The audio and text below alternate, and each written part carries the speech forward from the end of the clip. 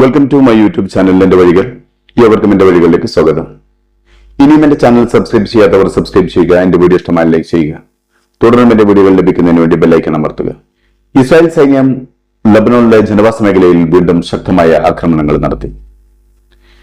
ഐക്യരാഷ്ട്രസഭ secretary general Antonio Guterres Lebanon മറ്റൊരു ഗസയായി മാറുമെന്ന് ലോകരാജ്യങ്ങൾക്ക് മുന്നറിയിപ്പ് നൽകി.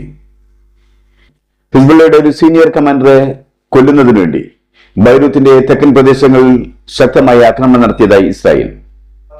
ലബനനിലെ പാർപ്പിട സമുച്ചയങ്ങൾക്ക് നേരെയുള്ള ആക്രമണത്തിൽ 6 ലബനോനികൾ കൊല്ലപ്പെടുകയും നിരവധി വീടുകൾ തകർക്കപ്പെടുകയും ചെയ്തു.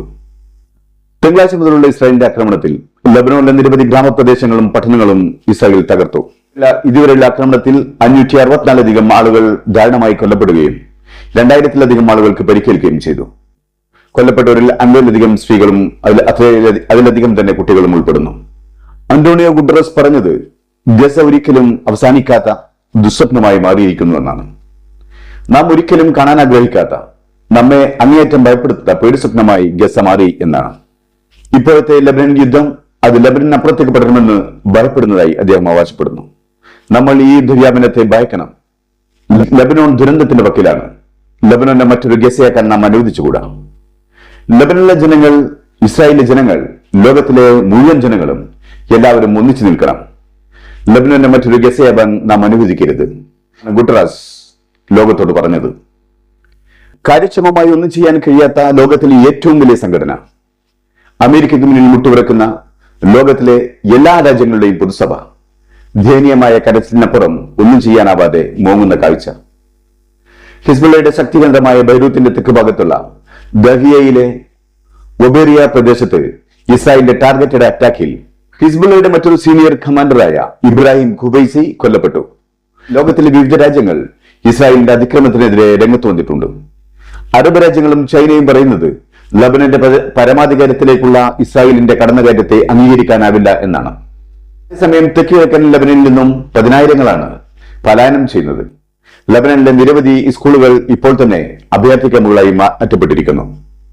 ഇസ്രായേലിന്റെ ശക്തമായ വ്യോമാക്രമണത്തിനിടയിലും ഹിസ്ബുള്ള 100 കണക്കിന് റോക്കറ്റുകളും ലോങ് റേഞ്ച് മിസൈലുകളും നോർത്തേൺ ഇസ്രായേലിലേക്കും മറ്റും അയക്കുന്നുണ്ട്.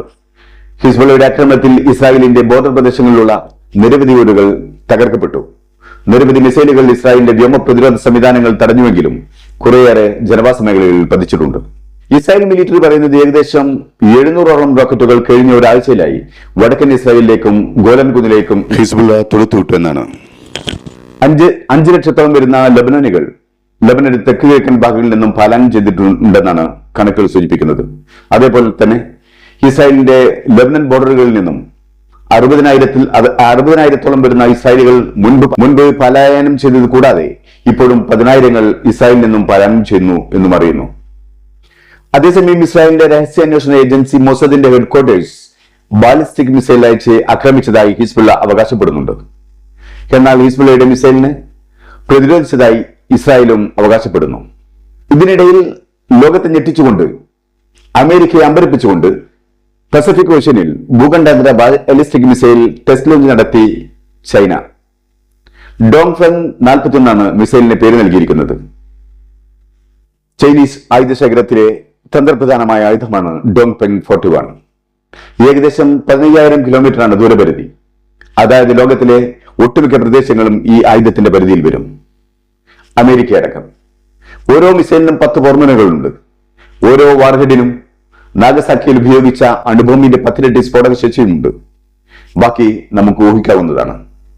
ലബനനിലെ ശക്തമായ ആക്രമണത്തിനിടയിലും ഗസയിലെ ആക്രമണത്തിന് യാതൊരു അയവും വരുത്തിയിട്ടില്ല ഇസ്രായേൽ. ഗസയിലുടനീളം ഇസ്രായേലിന്റെ ശക്തമായ വ്യോമാക്രമണം ഇപ്പോഴും തുറന്നുകൊണ്ടിരിക്കുകയാണ്.